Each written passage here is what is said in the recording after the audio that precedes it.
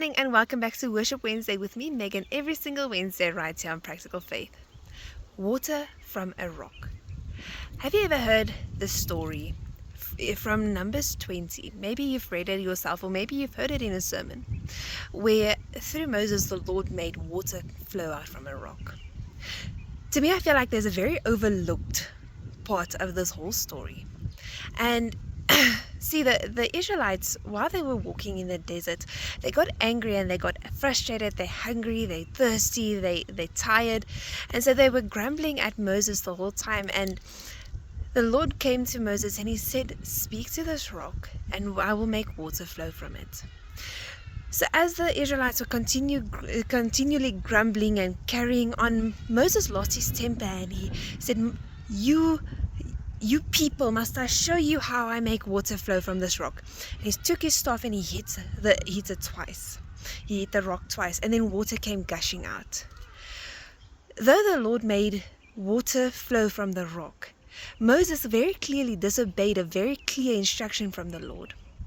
The whole point behind the Lord's instruction to Moses was to let the Israelites see that he was a God with trusting. He was a God that was holding to his word. He was trustworthy.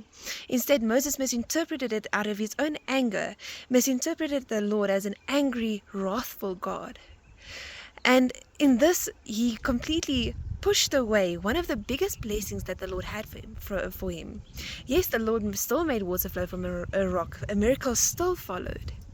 But because of his frustration, because of his anger, and I think about this, how often does the Lord tell us to do something?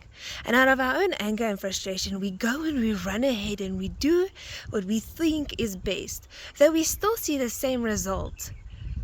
Are we not keeping ourselves from something bigger that the Lord has planned? Because we're frustrated, because we're angry. He gives you a clear instruction and tells you, follow this very, very clear set of instructions and I will bless you. I will show you the blessing. And I will lead you into the promised land. And unfortunately for Moses and Aaron, they never got to see the promised land because of Moses' disobedience.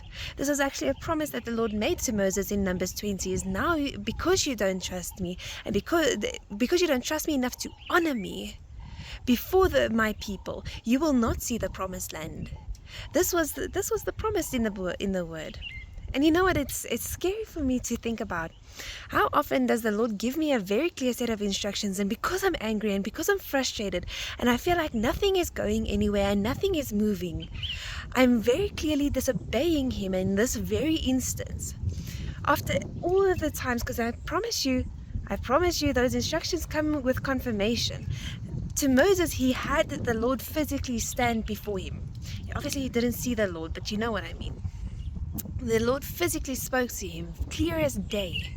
And sometimes, even as Christians that have been raised up and we have been learning so long and we're so deep in our spiritual journey, sometimes we even get the Holy Spirit's voice confused with our own. So we follow a completely different path. So the Lord's clear instructions will come with confirmation, and he will say, this is the plan to get into the promised land.